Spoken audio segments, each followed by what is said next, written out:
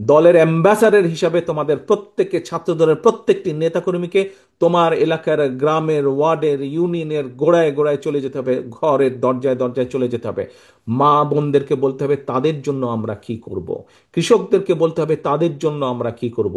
তরুণ যুবক যুবতীদেরকে বলতে হবে তাদের কর্মসংস্থানের জন্য আমরা কি করব। অর্থাৎ তোমাদের হাতে যে কাগজগুলো আছে, যে কাগজগুলো হাতে আছে, সেখানে প্রায় সমাজের প্রত্যেকটি মানুষের কোনো না কোনো একটি আশার আলো আছে। আমরা যদি একসাথে কাজ করি, ইনশাল্লাহ আমরা সেই বাংলাদেশ গড়ে তুলতে সক্ষম হব যেই বাংলাদেশের প্রত্যাশা আমরা করি। অনেক সময় লাগবে, কষ্ট হবে, অনেক কঠিন, অনেক শত্রু আছে যারা আমাদেরকে বাধা দিবে, কিন্তু এই দেশের মানুষকে কেউ বাধা দিয়ে দাবিয়ে রাখতে পারেনি।